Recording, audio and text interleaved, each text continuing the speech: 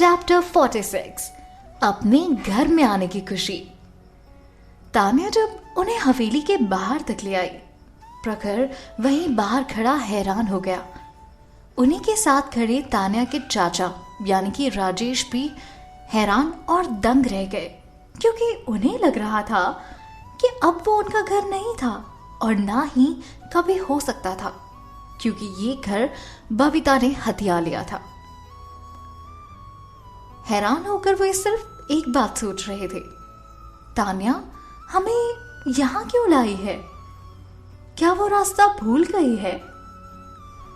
उन्हें इस तरह सोच में डूबा देखकर तान्या ने उनसे कहा, चाचा, ये हवेली, ये घर हमेशा से मेरा ही था और अब जब मेरी याददाश्त वापस आ गई है तो मैंने उन्हें वापस ले लिया है।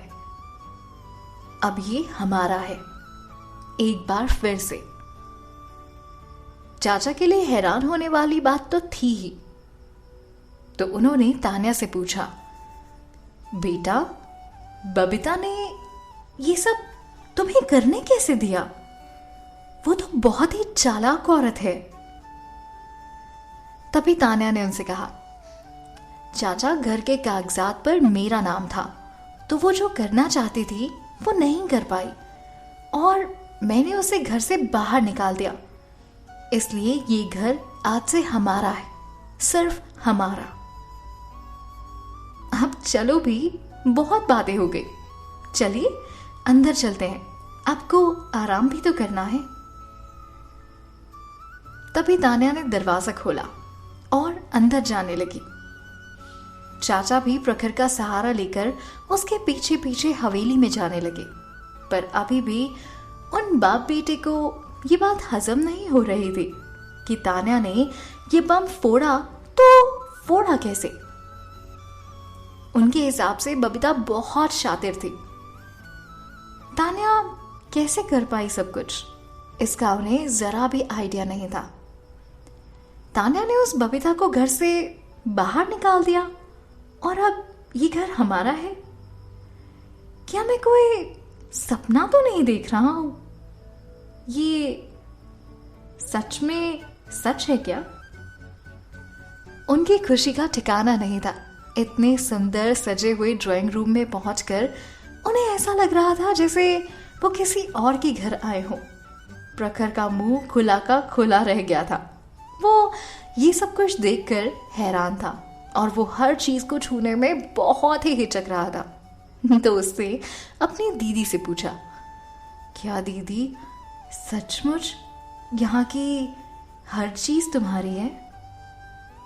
तभी तान्या ने उसे सीरियस होकर कहा, यहाँ हर चीज, यहाँ तक कि ये घर भी मेरा नहीं, हमारा है और हम अपनी आगे की जिंदगी यहीं रहेंगे, आराम से, सुकून से। सो प्रखर, ये घर मेरा नहीं, ये घर हमारा है, हमारा, समझे? प्रखर ये बात सुनकर बहुत इमोशनल हो गया और उसकी आंखों में आंसू भर आए। चाचा भी ये देखकर बहुत इमोशनल हो रहे थे, पर वो बहुत ही प्रैक्टिकल इंसान थे, इसलिए उन्हें थोड़ी चिंता होने लगी। उन्होंने कहा, तान्या, तुमने बबीता को इस घर से बाहर तो निकाल दिया, पर वो इस बात को इतनी आसानी से जाने नहीं देगी। तभी तान्या ने कहा, अगर वो फिर से हमें परेशान करने यहां आई तो मैं भी उसे छोड़ूंगी नहीं चाचा। राजेश भी उस बबीता से बहुत नफरत करते थे, क्योंकि अगर वो अपनी चाल चल के सब कुछ अपने नाम ना कर लेती तो उन्हें इतनी सारी मुसीबतों का सामना नहीं करना पड़ता। उन्होंने एक बार फिर से तान्या को बबीता के बारे में जताना चाहा। उन्होंने कहा, उसे इसे बाहर निकालकर कमजोर मत समझना, वो बहुत शातिर है बेटा। तान्या उन्हें समझा कर कहती है, चाचा, अभी तो उसे बहुत सारे हिसाब लेना बाकी है, मैं जल्द ही उसे वो सब कुछ ले लूंगी जो मेरा है। उसने हमें सताया ना, अब बस देखते जाओ। दीदी, इस बार मुझे भी साथ में ले चलना, मैं खुद देखना चाहता हूं कि आप ये सब कुछ कैसे करती हो। लेके चलोगे ना मुझे भी नेक्स्ट टाइम।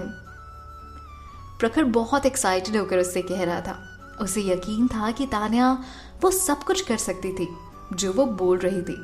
उसे विश्वास था कि वो अपना सब कुछ बबीता और बबीता जैसे लोगों से वापस ले लेगी जिस पर सिर्फ तान्या का हक था। तान्या ने उससे वादा किया और फिर अचानक बात बदल कर उसने कहा, चाचा आप अभी भी पूरी तरह से ठीक नहीं हुए हैं, इसीलिए आप अपने रूम में रहकर सिर्फ और सिर्फ आराम करेंगे। मैंने आपके लिए फिलहाल नीचे का कमरा तैयार करवाया है ताकि आपको सीढ़ियां ना चढ़नी पड़े और आपको किसी भी टाइप की कोई दिक्कत ना हो। राजेश ने हैरान होकर उससे पूछा, सब कुछ सेट भी हो गया?